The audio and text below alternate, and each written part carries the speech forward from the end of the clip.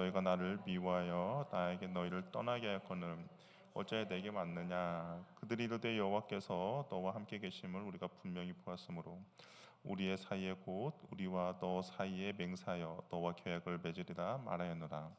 너는 우리를 해하지 말고 이는 우리가 너를 범하지 아니하고 선한 일만 내게 행하여 내가 평안 가게 하였습니다. 이제 너는 여호와께 복음 받은 자니라. 이삭이 그들을 위하여 잔치를 베풀매 그들이 먹고 마시고 아침에 일찍 일어나 서로 맹세한 후에 이삭이 그들을 보내매 그들이 평안히 갔더라. 그날 이삭의 종들이 자기들이 판 우물에 대하여 이삭에게 와서 알리어 이르되 우리가 우물을 얻었나이다 하매 그가 이름을 세바라 한지라. 그러므로 그 성읍이 오늘까지 부엘세바더라. 아멘. 23절부터 읽었어야 하는데 23절부터 읽었어야 하는데요. 하나님께서 상황과 환경으로 이삭을 다루어 가십니다. 아브라함에게도 그랬듯이 이삭도 믿음의 사람이 되기까지 실수와 여러 가지 실패를 거듭했죠. 처음부터 완전한 신앙을 가진 사람은 없습니다. 여러 가지 상황과 환경을 만남으로써 하나님을 경험하게 되고 또 하나님의 말씀을 신뢰하면서 믿음의 성숙과 성장이 이루어지죠. 저번 주 말씀을 좀 생각해 보면 내굽으로 내려가지 말라는 그 하나님의 말씀에 순종한 이삭에게 하나님께서 복을 주셔서 많은 재산을 갖게 하셨습니다. 이로 인해 블레셋 사람들의 시기를 받게 되었어요. 그리고 이삭을 이제 그랄 지역에서 내쫓게 되었죠. 그러나 그 후에도 이삭이 이제 가는 곳마다 우물을 파니까 물이 나왔고 블레셋 사람들은 그 우물을 빼앗았지만 이삭은 그들과 다투지 않았죠. 온유함으로 반응했습니다. 그때 하나님께서 어떻게 했습니까? 르호봇을 허락해 주셨죠. 어찌 보면 이삭이 지는 것 같고 패배하는 것 같지만 하나님께서는 이삭의 편이었습니다. 세상의 기준으로 보면 이삭은 패배자죠. 무시당한 어리석은 사람입니다. 근데 성경은 바로 이러한 모습이 바로 그리스도인들이 세상을 살아가는 방법이라고 말하고 있어요. 우리 성경을 보면 악을 악으로 갚지 말고 선으로 악을 이기는 것이죠. 겉옷을 달라 하면 어떻습니까? 속옷까지 주는 겁니다. 오리를 가져가면 기꺼이 십리까지 가는 삶이죠. 이것이 세상을 살아가는 그리스도인의 모습이고, 그러나 그 모습이 바로 이삭의 모습이었습니다. 그런데 이러한 삶을 살며 세상적으로는 무시당하고 패배자 같지만 하나님께서는 이러한 삶을 사는 사람들을 가만히 내버려두지 않으세요.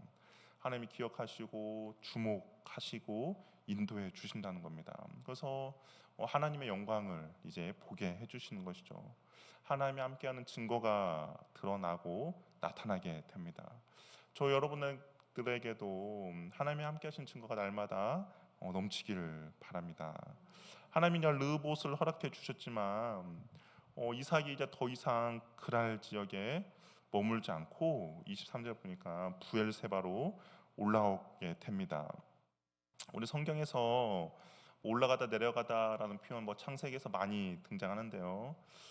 내려가다라는 것은 부정적인 의미로 사용되어지는 경우가 많이 있어요. 그런데 보니까 부엘세바로 어떻게 했다고요? 올라갔다라는 겁니다. 올라가는 것은 그렇다면 긍정적이겠죠. 방향성이 올라가는 것이 하나님을 향해서 나아가고 있음을 말해 주는데요. 근데 이 부엘세바라는 곳이 어느 곳이냐? 아브라함이 하나님께 예배를 드렸던 장소입니다. 우리 21장 잠깐 한번 앞에 보면 아브라함이 하나님께 예배를 드렸는데 21장 33절 말씀 우리 한번 보면 어떻게 되어 있습니까? 아브라함이 부엘세바에 에셀나무를 심고 거기서 영원하신 하나님의 이름을 불렀으며 그가 블레셋 사람의 땅에서 여러 날을 지냈더라라고 되어 있죠. 그러니까 이 부엘세바라는 곳이 아브라함이 하나님께 예배를 드렸던 장소입니다.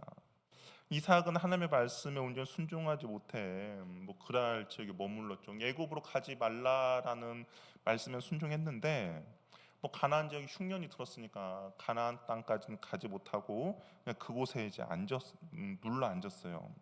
근데 이삭이 이제 그랄의 생활을 청산하고 부엘세바로 올라간 겁니다. 여전히 이삭의 환경은 불확실성이죠. 여전히 가나안 땅은 흉년이 끝나지 않았고, 또한 그 하나님께서 이삭에게 많은 복을 주셔서 가축들도 많아졌고 하인들도 많아졌어요. 그럼 어떻습니까? 우물이 있어야 하잖아요. 근데 이제 지금 이곳에는 우물도 없는 그런 상황입니다. 이게 하루 우리 부엘세바 그나마 그랄 지역에서는 하나님께서 복을 주셔서 우물이라도 있었는데 그것을 버리고 부엘세바로 간다는 것은 어찌 보면 불확실성이 있지만 그럼에도 불구하고 상황과 환경을 보지 않고 하나님 언약의 장소로 이삭이 나아간 것입니다. 그러니까 하나님의 말씀만을 붙들기도 결단한 것이죠. 르호봇도 포기했어요. 우물이 있는 것도 포기하고 물도 없고 아는 사람도 없는 부엘세바로 올라갔습니다. 이삭의 마음이 어땠을까요? 걱정이죠. 근심이죠. 두려움이 있습니다. 왜 이삭의 마음이 근심과 걱정과 두려움이 있었다는 것을 어떻게 알 수 있느냐? 우리 24절 보면 이삭이 하나님께 나타났는데요. 우리 24절 말씀을 한번 같이 읽어보도록 하겠습니다. 한번 읽어볼게요. 시작.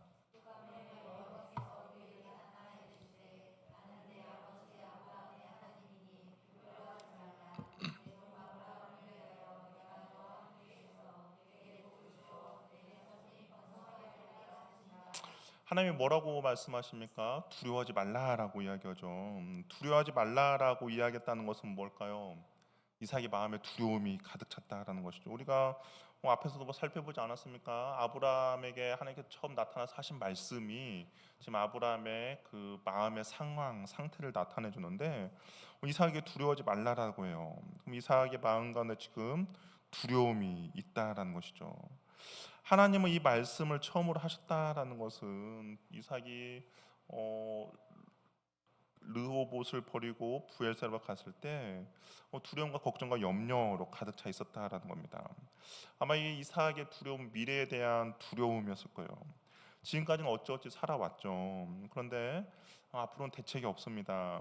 잘한 건지 걱정이 되죠. 차라리 흉년이 끝나고 올라가면 오히려 나을 수도 있는데 여전히 그런 상황이 아님에도 불구하고 그냥 말씀 따라 살아가기 결단했기 때문에 뭐 걱정이 앞서죠. 근데 하나님께서 두려워하지 말라라고 이야기하십니다. 왜냐하면 이 모든 상황과 환경보다 더 크신 하나님이 너와 함께 있기 때문이다라고 이야기하고 있는 것이죠. 그래서 하나님께서 다시 한번 이삭에게 이제 복을 약속해 주세요. 우리가 여기서 한 가지 볼 수 있는 것은 복은 무엇입니까? 하나님께 가까이 나아갈 때 얻게 된다라는 것이죠. 우리 표도 무엇이에요? 하나님께 가까이함이 복이다라고 이야기하는 것처럼 이삭이 하나님께 나아가는 그 부엘세바 갔을 때 하나님께서 복을 약속해 주세요. 하나님께서 아브라함을 위해 그 자손을 번성케 해주겠다는 약속을 이삭을 통해서 확인시켜 줍니다. 우리가 이 약속을 묵상하면서 보면 뭐라고 되어 있어요? 하나님께서 아브라함을 위하여라고 되어 있죠. 내가 너와 함께 있어라고 되어 있습니다. 그러니까 아브라함에게 복을 하나님께서 주시는 그 근거가 뭡니까? 아브라함이죠.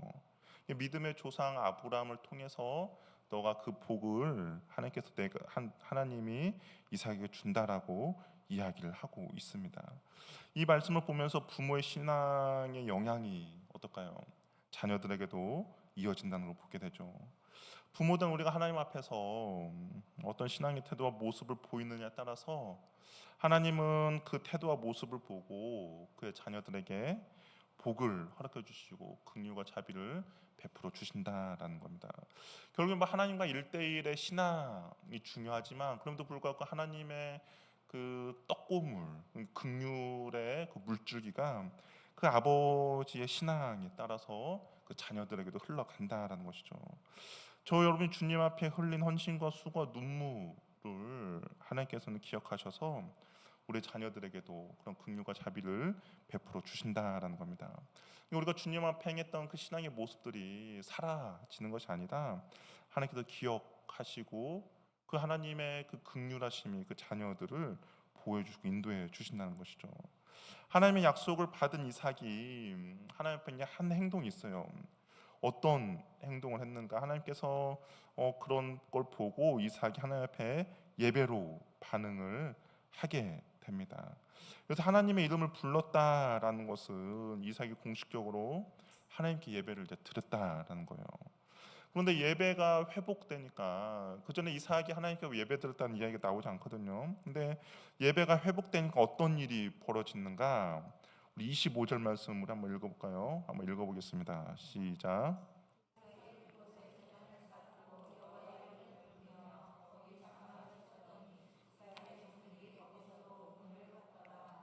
하나님께 예배가 회복되니까 어떤 일이 벌어지냐? 이삭의 종들이 거기서도 우물을 팠다라고 이야기합니다. 그러니까 하나님께서 이삭의 그 근심, 걱정, 염려가 무엇인지 아시고 그것을 해결해 주셨다는 것이죠. 하나님이 삶을 회복해 주십니다. 그러니까 결국 예배의 성공이 인생의 성공이죠. 예배의 실패가 인생의 실패라는 겁니다. 우리가 하나님께 예배를 드리는 것이 그냥 습관적으로 어쩔 수 없이 드리는 것이 아니라 정말 신령과 진정으로 하나님께 예배를 드릴 때 하나님께 우리 인생의 염려, 근심, 걱정의 매듭들을 풀어 주세요. 이삭에 있어서 가장 큰 걱정거리를 하나님께서 해결해 주십니다. 근데 여기서 끝이 아니에요. 왜 여기서 끝이 아니냐? 우리 26절 말씀도 한번 읽어볼게요. 26절 읽어보겠습니다. 시작.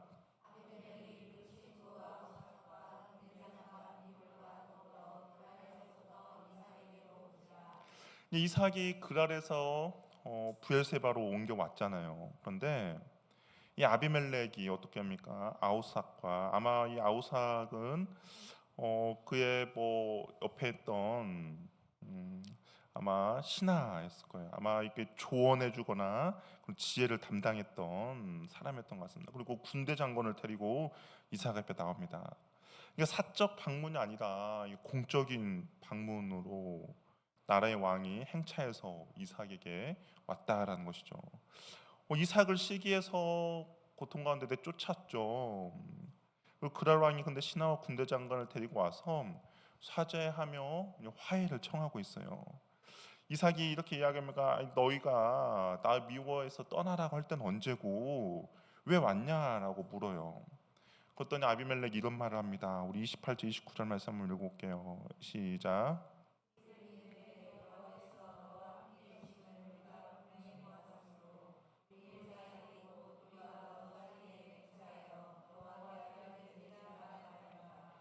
너는 우리를 해하지 말라. 이는 우리가 너를 범하지 아니하고 선한 일만 내게 행하여 내가 평안히 가게 하였습니다. 이제 너는 여호와께 복을 받은 자니라. 이 아비멜렉 이삭을 이제 협박해서 시기해서 이삭을 내쫓았거든요. 떠나라고 했습니다. 그런데 어떤 일이 벌어졌냐? 하나님이 너와 함께 하심을 보았다라는 거예요. 그러면서 그 아비멜렉 마음이 두려웠죠. 하나님이 함께하는 사람을 함부로 대하면 안 되겠다라고 생각한 겁니다. 뭐 어떤 일이 일어나는지 잘 모르겠어요. 뭐 하나님께서 이 블레셋 지역에 뭐 가뭄을 흉년을 줬을 수도 있고, 아니면 뭐 아브라함처럼 그쪽 애굽에 있을 때 그 여자들의 태를 다 막은 것처럼 뭐 그런 것들을 줬는지 모릅니다. 그런데 아무튼 이삭을 쫓아내고 나서 아비멜렉 마음에 불안함, 두려움이 있었어요. 그 이삭이 하나님이 함께하는 사람이었구나, 그를 함부로 대하면 안 되겠구나를 깨닫게 됐습니다. 아브라함 때도 이런 식으로 찾아와서 화해를 청한 적이 있는데, 그런데 아브라함과 이삭의 경우 다르죠. 이삭은 정말 쫓겨났어요. 빈털털 쫓겨났습니다. 팠던 우물까지도 다 내려놓고 쫓겨난 그런 상황인데, 근데 찾아와서 그냥 화해를 요청하는 거죠. 이삭이 싸우고 대들어서 얻은 명예가 아니죠. 이삭이 했던 건 다른 건 아닙니다. 그냥 하나님의 말씀 가운데 반응했고 하나님께 예배드렸을 뿐이에요. 그런데 하나님께서 이삭의 손을 들어주셔서 승리를 안겨주셨습니다.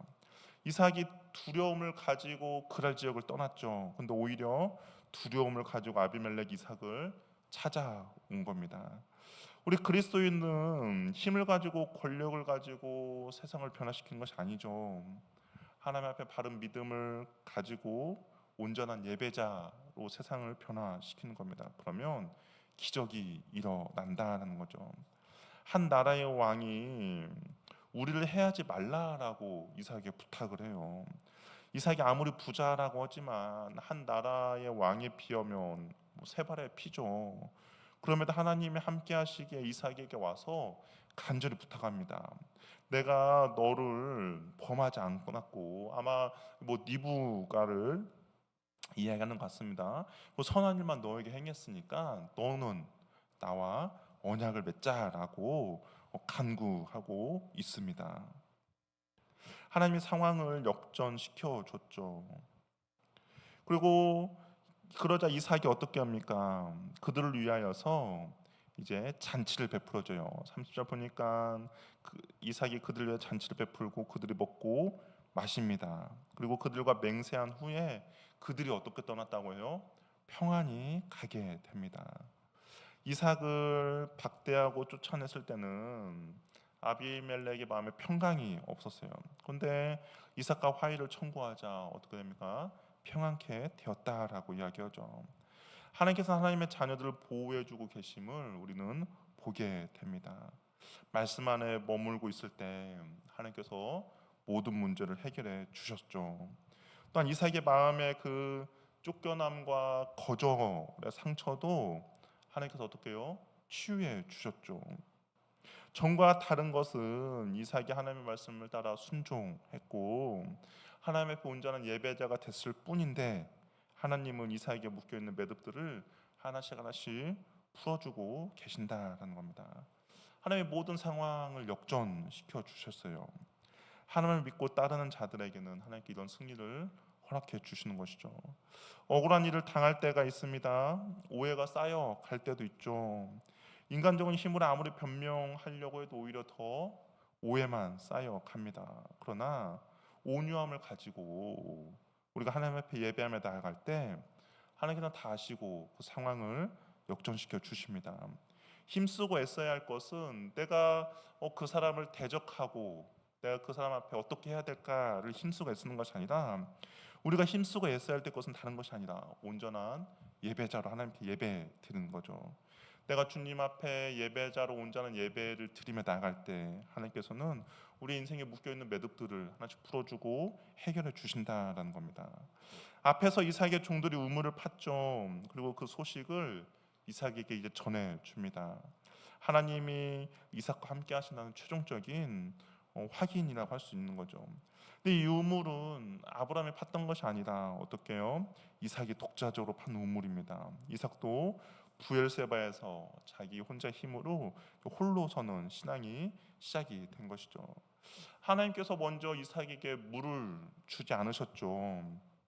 이삭에게 있어서 가장 필요한 것은 우물이었습니다. 우물이 있어야 당장에 먹고 사는 문제 아닙니까? 근데 하나님이 보시기에 이삭에게 우물이 가장 필요했지만 무엇입니까? 말씀과 예배의 기쁨을 회복하는 것이 먼저 중요한 것이죠. 그래서 그것부터 회복시키신 후에 묶여 있는 것들을 하나씩 풀어 주셨다는 겁니다. 먹는 것보다 더 중요한 것은 하나님의 말씀을 듣는 것이며 하나님과의 관계 회복입니다. 그러면 하나님께서 복을 허락해 주시는 것이죠. 반드시 이 우선순위를 잘 기억하시길 바랍니다. 우리가 인생을 살아가면서 얼마나 많은 어려움들이 있습니까? 내 힘으로 안 되는 일들이 있죠. 그럼 우리는 그 내 힘으로 안 되는 일들을 하려고 전전긍긍합니다. 그렇다고 해서 그것이 해결되는 것이 아니죠. 그런데 우리가 하나님 앞에 온전히 예배자가 되고 우리가 하나님을 가까이 하고 하나님 앞에 그런 예배를 드리며 나아갈 때 하나님께서 그 우리의 인생 문제들을 하나씩 하나씩 해결해 주신다는 거죠. 하나님 우리에게 있어서 가장 필요한 거 다 아시죠. 무엇이 필요한 거 아십니다. 그러나 가장 중요한 것은 하나님의 말씀과 예배의 기쁨을 회복하는 것이고 그것을 회복할 때 하나님께서 우리에게 필요한 것들 하나하나씩 해결해 주신다라는 겁니다. 그런데 에서의 이야기가 등장을 해요. 우리 34절 35절 말씀 한번 읽어보도록 하겠습니다. 한번 읽어볼게요. 시작.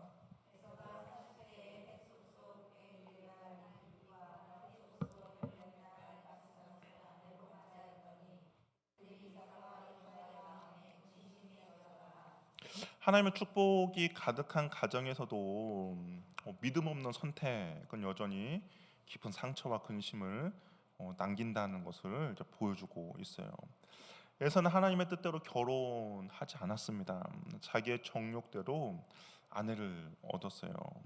예서의 그 성격이었죠. 이게 하나님의 약속을 붙잡고 소망을 향해서 참고 견디고 인내하는 것이 아니라 지금 당장 보기 좋은 대로, 지금 당장 나의 욕심을 체험받는 대로 움직이는 것이 에서였는데, 역시 결혼도 마찬가지였습니다. 하나님의 그 약속과 소망을 붙들고 인내한 것이 아니라 그냥 자신의 정욕대로 아내를 얻었어요. 여러분, 해쪽 속의 여자인데 이 해쪽 속 여자는 좀 가난한 여자거든요. 아브라함이 자기 아들 이삭을 아내를 고를 때 가난한 여자 중에서 말고 가난한 여자가 말고 자기의 친척 중에서 아내를 택하라라고 아브라함이 그 신신당부했던 그 모습 기억하시죠? 우상을 숭배하고 하나님을 모르는 사람 중에서 아내를 데려오지 말라라고 부탁해서 이삭의 아내 리브가를 얻었음에도 불구하고 에서는 그런 것들 전혀 고려하지 않았습니다. 그냥 육체적으로 매력적이며 화려한 그 여자들을 선택했어요. 그래서 에서는 자신의 정욕과 욕심을 따라 결혼을 하였는데 이삭과 리브가가 뭡니까? 이러한 에서를 보고 마음이 근심되었다라고 이야기합니다.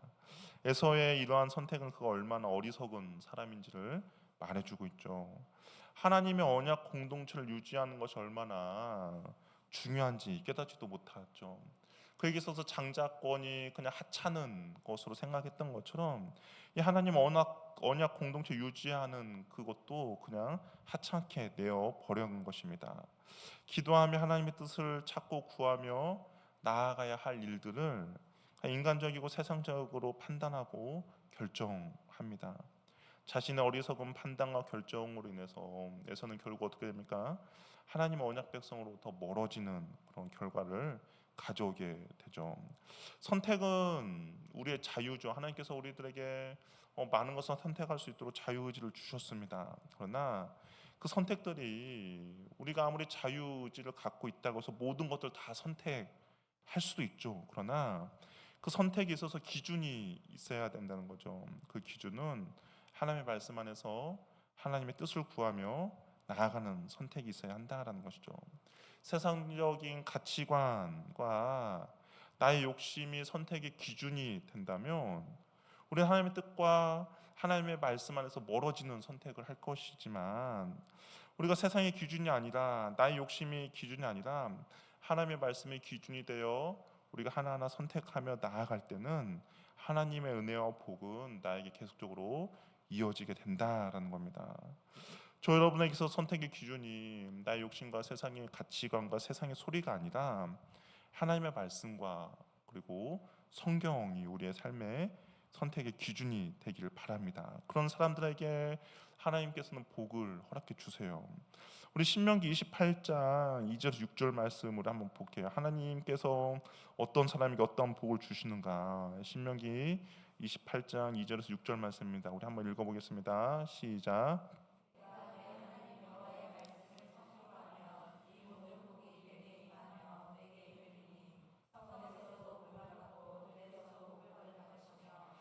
내 몸의 자녀와 내 토지의 소산과 내 짐승의 새끼와 소와 양의 새끼가 복을 받으시며 내 광주리와 떡반죽 그릇이 복을 받을 것이며 네가 들어와도 복을 받고 나가도 복을 받을 것이니라.